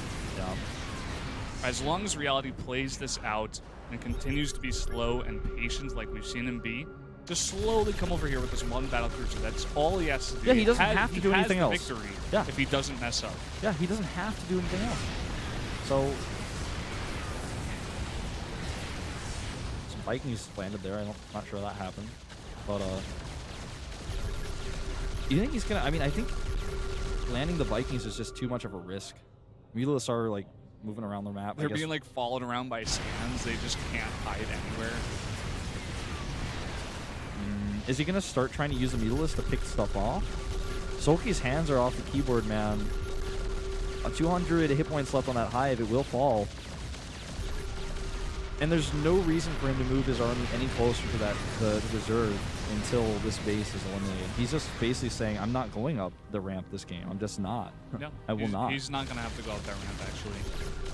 He's just going to keep this defended with the Vikings. He's going to keep the Ravens near his tanks. Is he landing those? He had them all selected. That made me really scared. Just has to make sure he has his PDDs up at all times. Even bringing the Thors over here because he knows the Mutalisks are his one weakness. Oh, this Thor is... I mean, this battle cruiser is doing so much right now. And this is when I said every unit counts. Of course, a battle cruiser is not that big of a game changer in a fight, but when it comes to like this kind of slow push, makes a huge difference. He doesn't even have to kill that. Actually, you should probably just kill the extractor, because that's going to bleed out anyways, unless he saves it from the Overlord, which I guess he could potentially do. But with all those Vikings there, I've just not seen it. Yeah, I mean, we've seen a lot of different fights go down here where, you know, SoulKey lost the Infestor, where he lost a bunch of mutas while fighting with a mistake, you know, where, you know, Reality actually had 3 battle cruisers, but lost 2 of them. How would this be different if he had 3? Right. You know, just all these little fights that have changed the course of this game over this whole time. But it's come down to this. You know, we only have 1 battle cruiser. I mean, no Infestors. This is SoulKey's last stand. I think he's just, at this point, frustrated. And, I mean, is he really going to try to fight? Like, you know, the fans are getting excited for the last unsiege here, the final push onto the last ground. Moves forward a couple inches. I mean, I'm telling you guys right now, there is never going to be a big siege up where he moves more than, like, a distance like that. Because that's the only way he can lose the game. Did he just Yamato a creep tumor? Oh, a queen. He got a queen. I thought he actually Yamato'd a creep tumor for a second. I was like, he was going for the sport crawl. I was like, what? Well, I mean, any little thing helps. That's how he has to push the creep back before he can do anything else. And oh, the Mutalisks are actually going to engage. And he loses a little bit of ground here. He loses 3 Mutalisks. And gets nothing. Nothing. Not even really that many hit points, I think, of those units. The battle cruiser gets down to 544. He hit that a little bit, I think. SoulKey's just floundering here. He knows he has to make a move. Yeah. This is crazy. That one tank with 331 kills. God. Do you think this game will actually hit the 2-hour mark? I don't know. I see this coming down in the last 15 minutes, or in the next 15 minutes. I think so too. I think SoulKey's actually just going to do an attack and then type out, because the Evolution Chamber is now being attacked.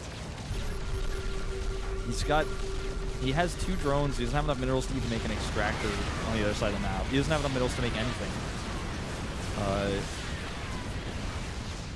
All right, he moves the Swarmos, and then they sit down again. And this is basically, I think the Korean caller is actually like, jokingly trying to like excitedly play the Locust. Like that's what I kind of picked up there. That's what I was listening to as well. I mean, SoulKey's like, his Mutalisks are getting so close to like thinking about talking to the battle cruiser, but they're too shy. They've been weaving in and out of the crowd, and they just won't do it, man. They tried. Coming. He brings the Overlords, and I talked about this earlier. This means that basically the creep will never be eliminated there until he starts to pick those off with Vikings, which is a bit risky to even move his Vikings forward a little bit. Oh, he's moving his Overlords. Oh, the tanks! There's actually a lot of tanks moving. Way too forward. That was really scary. Oh, man. If SoulKey could possibly move in at that moment, he's got to wait for the perfect moment here. He's going to back off even more. He's not going to fight right now. He's losing control of the choke point. He's losing control of the choke point. That's the most important contested point of this game. And now that he's lost control of the choke point, I can almost say with certainty that he will not win this game. That's the one point he needed to defend, and now he's lost control of it. And this is a slow, march to death. That sport caller is so lucky. That guy just went in for the scout and made it out alive somehow. Well, it reminds me of those GIFs on the internet where like there's a crazy like car crash and somebody just like walks through it and is totally fine. That's basically what we just saw there. He's getting closer. This is actually a pretty big unsiege. That was a greedy unsiege, dare I say it. But this is the end. SoulKey does not have control here. Even with the Thors out of position, doesn't matter. And now we could just like walk the Thors, into where the structures are. The Hellions aren't really too useful. And he might want to consider bringing the Mutalisks over to deal with those, but the Thors are so nearby. I think he's just going to slowly pick off his buildings with the Hellions. SoulKey is pissed, man. He is not happy with how this game went.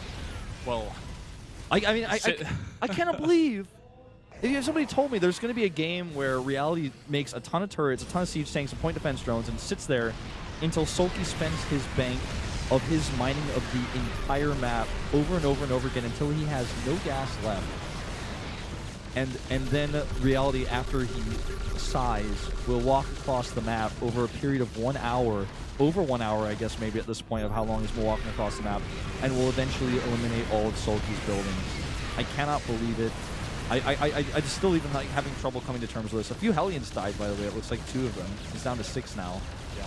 I mean, this is just something no one would expect. You know, most StarCraft games maybe last an average of 20, 25 minutes. Yeah. Even if at that, I mean, I guess on StarCraft time. But we're up at an hour and 45, and these 2 drones even like. Wait, is there anything in there? There's 60 gas in there. I was wondering where SoulKey got that from. Mules can't mine from gas, though. This is just, this is the end, man. He's got 2 extractors left. That's it. Is he going to make a last stand? Is he going to do it? I mean, he's gotta. It's his last stand. He's being revealed. He's being revealed. And that's... Okay, he still has to kill the Spore Crawlers, actually. I hadn't really thought about that. So he's going to kill the last of the bases, but he still has to kill the Spore Crawlers. Oh god, he has to kill a Spore Crawler. But could this... I mean, that could I be... can't believe that didn't even cross both of our minds. I know, I mean, like... he has a ton of those buildings right under his whole army. Yeah, he has 9 of them. And this just means that SoulKey is going to be able to ride this out even longer. I mean, he's been spreading this creep this entire time, and he's going to be able to keep the Spore Crawlers under there, and it's going to be no problem. This is actually something that to consider as well, because the vision of the Spore Crawlers, Reality knows exactly where they are at all times. It doesn't give a vision of the surrounding buildings, so don't be confused. So he's not actually able to see everything that's next to the Spore Crawlers. But this actually could become a draw if Reality never really decides to engage because he's like, I'm not going to. This is too risky. I mean, the drones are doing a little bit of work. I mean, anything goes, right? I mean, it's not even worth it to send like any units back home to stop that, because he's never going to kill a planetary with the drone. He's never going to get up to the top of the base. Actually, I think this might be a stalemate, man. I'm not joking. Like, we've had games like this before. There was a game between, I think it was Zhangbi and Flash, where a similar situation happened. The whole base is mined out, and the whole map is mined out, and neither player attacks. They both just sit there until the referee just has to, ask the players if they're okay with the draw. It could happen. It really could. I mean, the way that he's dancing those Swarmos, SoulKey is basically saying, like, come at me, bro. I mean, the Swarmos aren't even able to fire, right? So if the Swarmos can't fire, they're never going to do damage. I mean, they fire barely a little bit like they're trying to. Reality can win this game still. It's just like a choice of how he wants to do it. I mean, he can't... Well, could go for double Yamatos on one Spore Crawler at a time, which is what it seems like he wants to do. I mean, he's definitely going for it. It's just like... He could... These 2 drones are actually going to take out another refinery over here. Good job to them. These guys have been really on the attack so far for the Zerg. SoulKey's actually starting to move his Swarmos into a more aggressive position, it looks like. There we go. There it goes. It's gone. And actually, I do not think the last of the gas was mined, so the map is not technically fully mined out as I thought originally. Well, it is out of minerals, and these drones, again, continuing to go for those buildings. And actually, I guess Reality doesn't have much over there to defeat those 2 drones. So they're gonna attack those buildings for a while. Yeah, I think we'll see an end of this game before that. He's trying to set up a flank here. That one Hellion, on the other hand, trying to come around. Is this his moment? No. Well, you know what? He did actually get a few shots off there before the PDDs were reinstated. I mean, we've talked about this before. If SoulKey could possibly just... Oh, man, he wants to pick off this one Hellion so that it doesn't come back here to these drones. And the drones are actually going to get away. He's not going to be able to see it. That Hellion's going to get away as well. But we said it before. If SoulKey can just drag this out, I mean, I guess eventually Reality is going to make enough mistakes in a row, like maybe in 3 or 4 hours. I think Reality is just like... And he's just like, I don't want to play this game anymore. I'm sorry. Like, I think Reality is basically just starting to get annoyed. Like, he's spent the last, nearly 2 hours of StarCraft time moving across the map, and SoulKey is just like running away. And basically, SoulKey has reclaimed the middle of the map and recreeped it. So all the creep clearing that we had Reality do for like the past hour on that side of the map is now going to have to slowly but steadily be redone. And then SoulKey can play Ring Around the Rosie in the middle part of this map for an indefinite period of time. Yeah. This game will go down in history, by the way. Nobody is ever going to forget this game. No, this is never going to be forgotten. If you're watching, if you guys are watching live, you're here. You can say you were there when Reality defended for forever and then moved across the map to kill everything. Yeah, this is one of those games that will go down in history. You can tell your friends you were watching live. Make sure you tell your friends that this is happening right now. You can get them on the stream so they can witness the end of it. Yeah, you guys can. Seems like we're nearing the end at least. I think so. One way or another. Like I said before, I mean these Stormos, they get another, few units going down here. Yeah. Well, 3 of those Hellions going down. And what do you say? The Thor taking more damage. Yeah, I mean this can go on for the next 30 minutes. SoulKey is not going to call a draw if Reality is going to keep on making mistakes like this. Yeah. That Thor needs to move it back. Okay, now he's fine. What I was going to say is you guys can get on some social media and follow SC2 Pro League on Twitter as well as Facebook. You can follow the two of us on Twitter. I'm Foxwell, he's Brennan Valdez. I know a lot of you have taken out your cell phones to play Flappy Bird during this. That's fine. Just listen to the calm soothe of our voices as you do whatever you want to do. Maybe some of you are like cleaning your room, doing some laundry. Just listen to this in the background, waiting for the game to end. This is another approach here by SoulKey. PDDs need to be reinstated. Yeah, I mean, if he attacks from a bunch of different fronts, if Reality is not put all together, the PDDs are not going to cover the entire army. And from there, pick off a few units here, pick off a few units there, and just continue to push onto this army until it's enough. SoulKey move command your locust. That's actually, oh my god, that's actually a good point, because if he move commands, they won't fire actually before. That's actually really a good thought. If he move commands his locust, maybe they can actually get underneath there.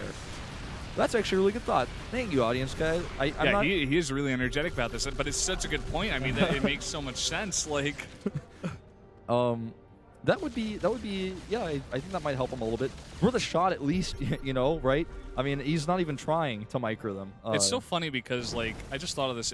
If this were on a different map that didn't have this kind of Ring Around the Rosie style where SoulKey can just, like, continue going around and around in a circle, like, maybe this could turn out differently. Yeah, it's actually a good point. And I don't know if this strategy would really be good on another map. Oh! Theomulas going down there. 2 of them. Just every little thing counts, like we've been saying since the beginning. Brandon, we're about to hit the 2-hour mark. We're going to have another countdown. We're going to have, like, New Year's Day countdown. This is like the... I feel like this game is just kind of like a lot of firsts for me. Like, I thought it was mined out in gas. 500 and... Well, it just keeps getting higher kills on that siege tank. Yeah, the audience here just realized this. As we did before this, Battlecruiser getting a little out of position, taking some damage. Any damage is good, but now he's down to 10 Mutalisks. Yeah. I mean, the thing is, he can never even fight that Battlecruiser, basically. He just has to not do that. Yeah, I agree. I mean, maybe he moved commands to Locust, try to get some tank fire. I mean, maybe he just continues to try to... benefit from the mistakes of Reality. Yeah, it's just that Reality's not making very many of them, Yeah. That Battlecruiser is just like the hero of this game. I want to see how many kills like the Battlecruiser has in total. I want to see the units lost tab. I mean, obviously units lost, locusts are free, but still, like, how many units have died in this game of SoulKey? Oh, does he have PDDs up? Yeah, he does. Okay. That was really scary. It's so hard to see, actually, in that clump of mech, that clump of destruction and death and doom. Bravo's like, well, huh. Look at that. Bravo all set up just... I guess Bravo's playing next. Like, Bravo's like, well, Oh, it's so funny. Oh, man. Oh, Rob was like, I'm a Terran, and I myself am also disgusted by this. That was a good highlight there. There's only that one PDD up around there. He's got to put up some more over there. Lucas going to come around again. Looks like they're dying before they get there, but if they get even one shot that's damage, Yeah. looks like the PDD still has energy, though. Yeah, just enough energy. It looks like, I mean, I'm like learning even more things. It looks like, I don't see PDDs all that often, but the PDD is like lit up when it has energy, but it turns off when it doesn't. Like, I didn't even know that. Oh, these tanks a little bit late on the siege. Doesn't matter. Maybe if they were move commander, it could have mattered. Yeah, maybe. We get a look over here at Storic, Yeah, he's... who about, I guess, an hour and a half ago, real time, maybe an hour and 15 minutes ago, he was going down. Some time ago, long ago, he lost. Well, this game has now lasted longer than all of the time I have ever spent playing the game Flappy Bird, and it's good because I'm actually enjoying this. This is one of those games where the longer it goes on, like the more fun it feels. Like, oh, he actually loses one siege tank and so many very low. This is what I'm talking about, man. If Reality is going to keep doing this, I mean, there's no reason for SoulKey to attack with any of his mutas. Yeah. You can just keep doing this. Reality's going to get tired. I mean, you see the look on his face. He's, like, pissed because of that, and he should be. But he's got to pay more attention. I mean, I was talking about this at, like, the 30-minute mark, how it's going to be really hard for him to do this for so long, and then again at, like, the hour-and-a-half mark, how he's been doing it for, like, 40 minutes. Yeah. Just continuously putting down PDDs. And it gets tiring.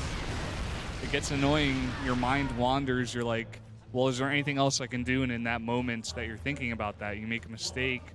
This is why storm hosts are so frustrating, because you just there's no control involved. I mean, SoulKey's not actually, you know, move commanding his locus. We're gonna have 2 hours. 2 hours, guys. Here we are in the studio. Everybody here is watching. Still excited. She's like calling her mom. She's like, Mom, are you seeing on TV? It's going 2 hours. Mom, I won't be home for dinner. I thought Parting was going to get the all kill, but things went very different than I expected. So, look at this. Sending the Locust towards some of the buildings of Reality. This is a new kind of strategy he can do. God, like, oh, I think about something else. Oh, God, the Locust. Oh, I have not even opened Twitter during this, but I would love to see what personalities everywhere are saying watching this game, because I guarantee you, if not every person in StarCraft was watching this before this game started, I think anybody who's awake is watching it now. This game has gone nuts.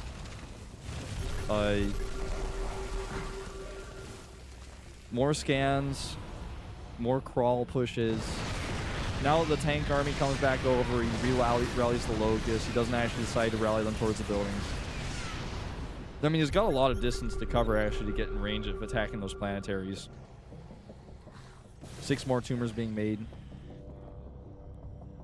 The thing is, as long as units are taking damage, this game will never become a stalemate, you know? Yep. Like, it's impossible for this to be declared a stalemate. I'm sure the refs have gotten together and they're like, well, what can we do? Is it possible we could call this a stalemate, you know? You just really What are can't. the rules here? But you can't. Not in this situation. Not with these units, not with the Locust. If neither player were making any actions or actually just sitting there with their armies and, like, dancing around like we saw SoulKey do for a minute, then, like, you could maybe say that. But, like, the way it is right now, I mean, players are making mistakes. They are losing units. The battle cruiser's losing some hit points. Yeah, losing some hit points, but he is able to take out one spore crawler with the double Yamato cannon. I'm not sure why we lost the units tab. Yeah, I'm not sure about that either. But, like, if the production hears me saying this, they may actually restore it, because I would. I mean, it's really important to know.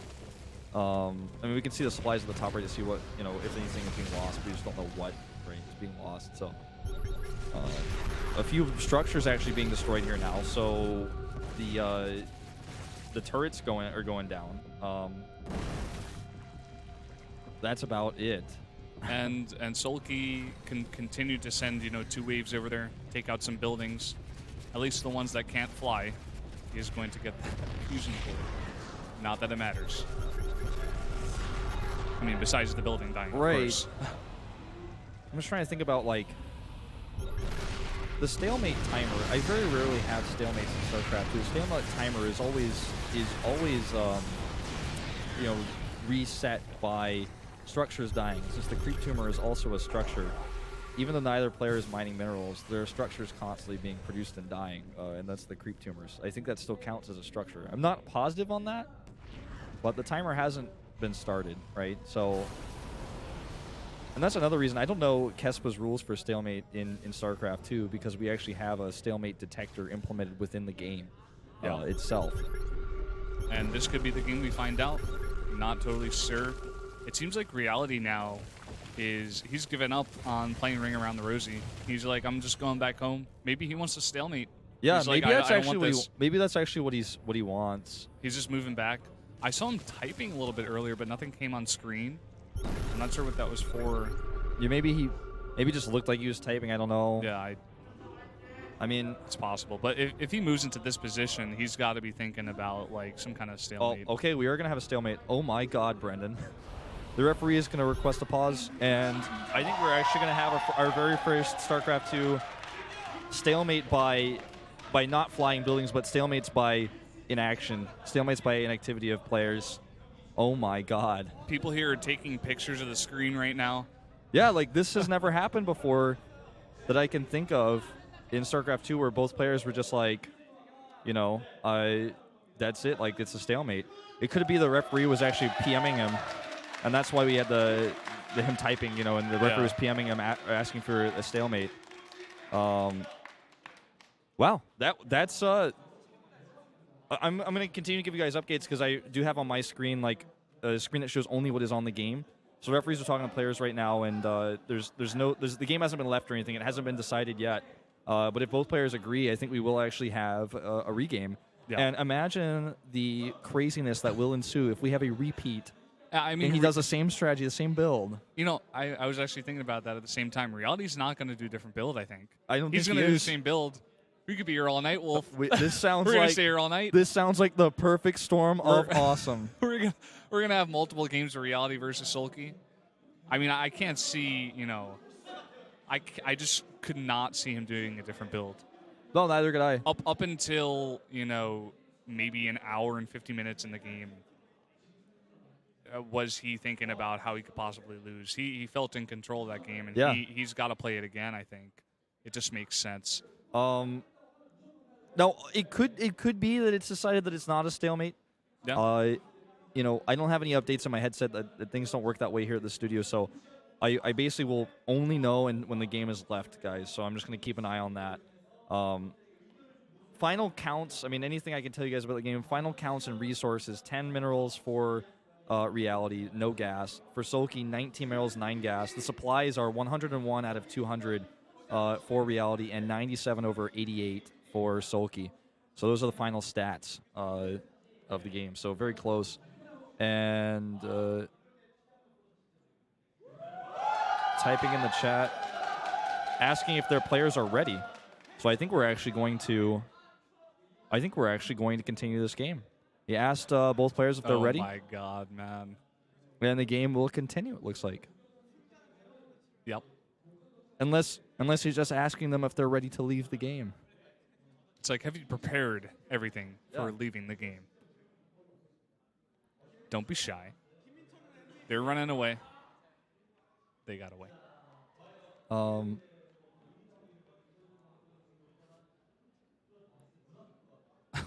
We're just both reading the Korean that's being typed on the screen. Yeah. Trying to figure out what's going on. It's just... I'm, like, going to look up the Korean word for stalemate because I don't know it. You do that. I will do that. Looking around the stage, something has been announced, it looks like, by the Korean caster. Or maybe just...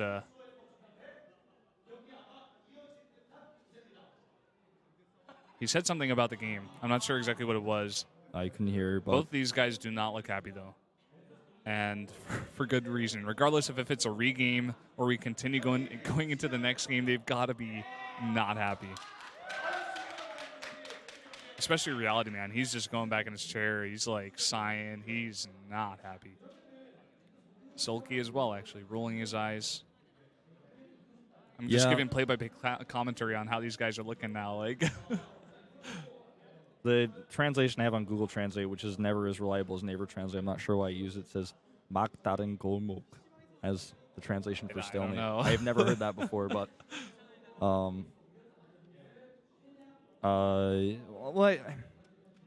the thing is, like, if I were the referee, I really feel like I really feel like it's hard to declare this a stalemate because it's still very possible for both players to win the game, and it's like neither player wants to. But it looks like they're going back into the game. They're going back into the game right now. 3-2-1. Here we go, back into the same game. It has restarted. Here we do have it on screen again, and we have restarted. Reality's actually just floating his buildings.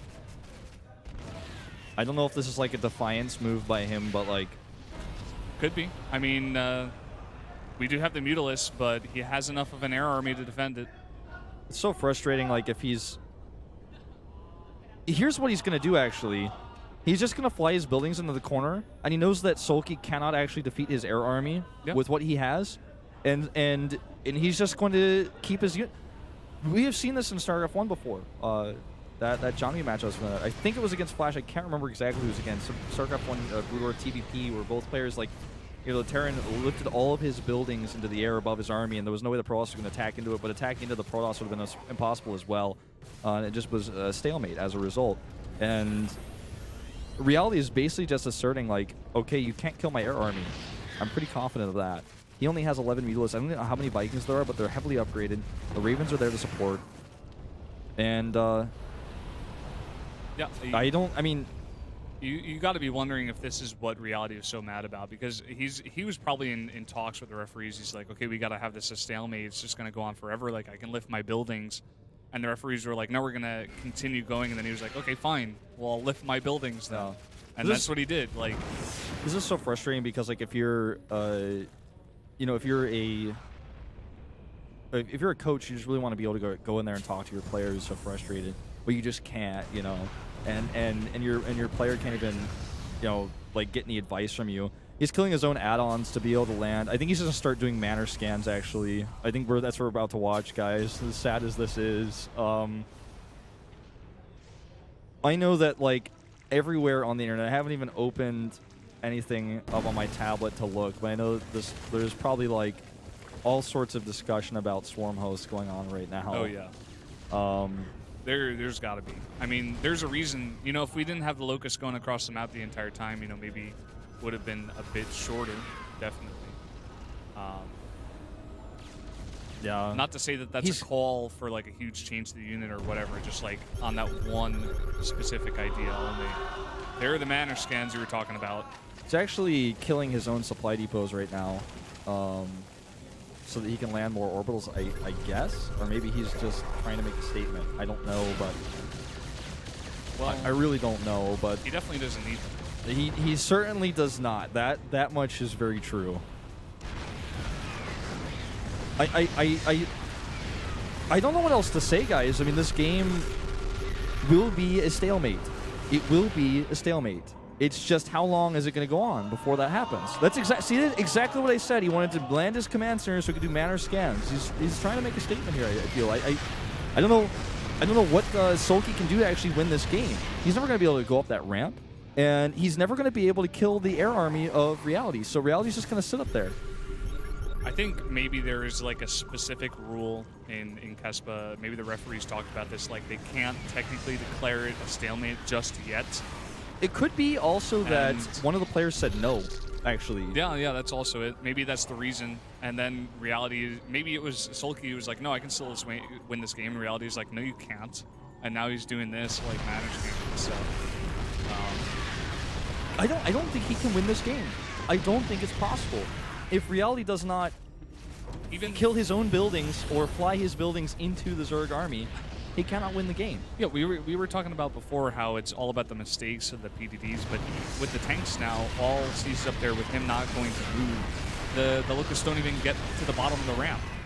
They don't get even a little bit up the ramp. No, they don't. And the Air Army, there are 10 Mutalisks against 19 Vikings. Guess what? Guess who wins that fight? The buildings to the top left. The buildings to the top left cannot be killed. They will not be killed. And basically, the only person who can win this game is Reality. Oh, but he has chosen not to because it's too difficult, and that's actually the only way he could maybe lose this game is if somehow he loses his ground army and the Mutalisks come up. But even then, I don't think he could lose the game. I don't know. It's just this game will go down in history, man. This is like it will. This is definitely this is big. This is the first time this has ever really happened. Yeah, we're getting shots before even a parting of the coaches, and even they seem frustrated. They're like, okay, come on, like this isn't really, what we want to see here. Like we want to see the games, and this is just not. This just hasn't been it for a while. Yeah. Here, it's going too long. Reality has made a statement now, saying he cannot be killed. It doesn't really matter. Like we're just continuing to get shots of these Locusts try to get up the ramp, but it's just not going to happen. By the way, Locusts do reset the stalemate timer. I guess I just felt like if a Locust dies, it counts for unit dying, units dying, reset the timer. I mean, whatever you want, man. Like, it's just gonna be like this for a while, guys. I mean, that's in my professional opinion. I can very astutely deduce that it's gonna be like that for a while, guys. This is going to happen. This is happening. He's. Does he fire a single shot? No. I mean, he could. It's irrelevant. Reality could technically do this for the next, hour. It's actually irrelevant if the tanks die, basically, because the Mutalisks cannot kill the flying buildings. Yeah, that doesn't matter. I mean, we need, KESPA scientists to actually figure out if it's possible for Reality to lose his Vikings without permanently right-clicking them to make sure they do not fire to the 10 Mutalisks. And then once we figure that out... Even with all the Ravens, you have the Ravens and the Vikings together, the PDDs, even auto turrets against 10 Mutalisks and a bunch of Queens, you're still going to win. Yeah. Maybe not with the Spore Crawlers, but, we saw Reality do an interesting thing there with the Ravens where he went in and was able to take out 2 Queens. It doesn't seem like a lot, but if he does that, maybe 10 more times, maybe he's taken out enough units or structures in order to go for an attack. Maybe that's something he goes for. Maybe this is his way of slowly winning. Towards the end now, we're reaching 2 hours and 15 minutes on the StarCraft time. I mean, SoulKey can lose this, if... Well, I'm not sure because I don't think it's possible for Reality to move down his ramp and actually try to attack him. It's really quite difficult. But he still wouldn't lose the game, right? Because he still, unless he loses his Vikings, he could still. If he lost all of his siege tanks, it wouldn't matter compared to the Vikings. I almost thought for a second there he was actually going to throw his Ravens away on purpose when he went to top those PDDs. Because I mean, the Ravens are going to help him in the fight against the Mutalisks. It's going to make him crush the Mutalisks, but those is he just going to throw the BC away? Or is he going to try to bait the Mutalisks back? BC went out to take out 2-3 Tumors. I think he's trying to kill the Spore Crawlers close now. But once it gets 200 energy, it can just throw out 2 Yamato cannons and take out 1 Spore Crawler at a time. That's why I feel like if this goes long enough, I feel like Reality could actually do it. If he doesn't make any mistakes. Yeah, but what if SoulKey just moves the... There's another unit. There's a Queen. That's pretty huge. We haven't had that in a while. I feel like if no, I mean if he moves the Spore Crawlers back, the Battlecruiser. If he moves the Spore Crawlers behind the Queens, the Battlecruiser can't actually go out there, right? Like I mean, this is Look at this. There are no words for this, Brendan, like in the English language, what is happening here. Well, there are auto turrets. They're slowly taking out the spore crawlers. They got to move back. Don't want to take too much damage.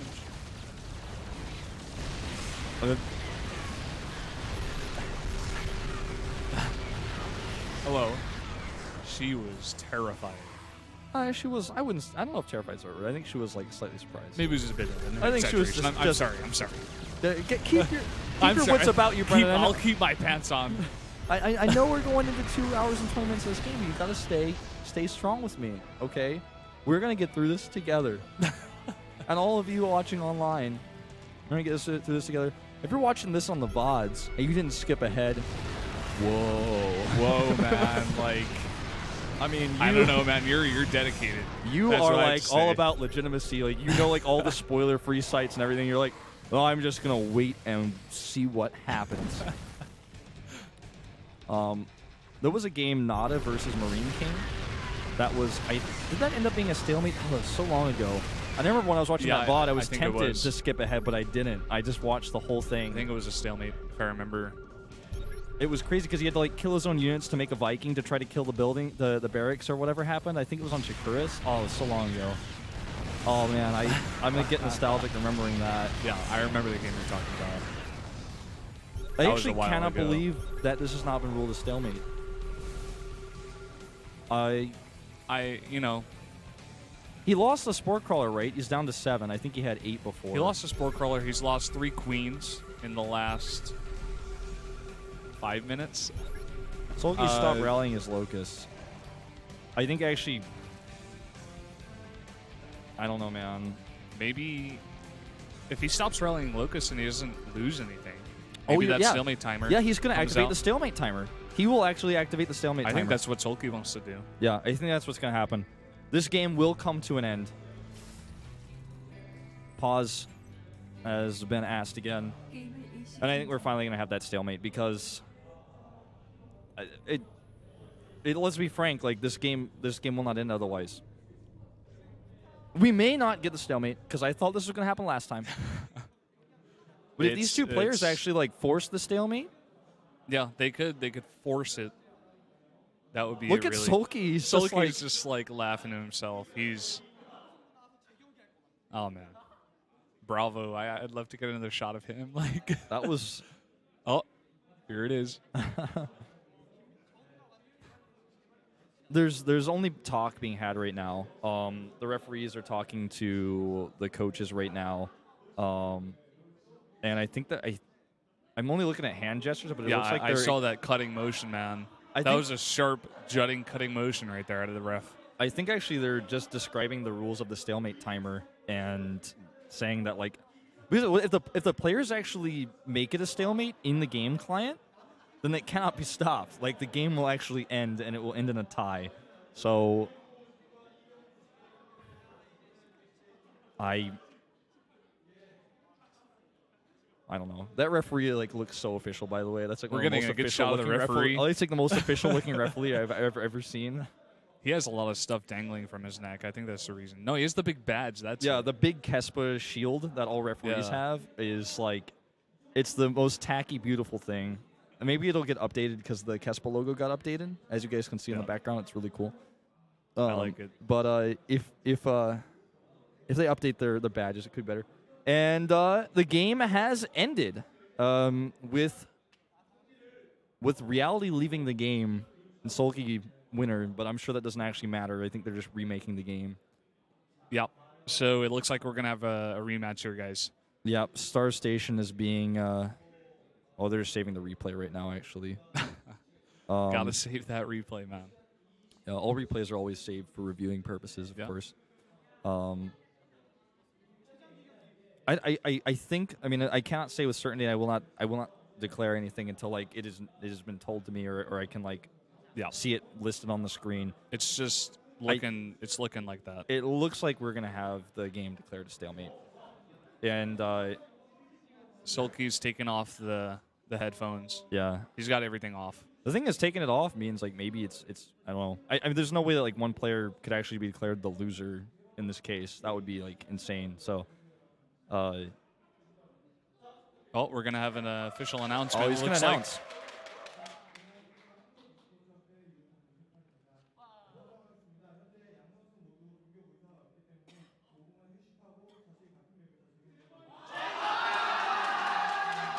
Looks like we're going to have a regame. So, I can't believe it. The Korean casters just not taking this. I mean, after you have a game like that, 2 hours, 20-something minutes, both players are going to restart the game. And we were talking about this before. They might do the same build. It might happen exactly the same way.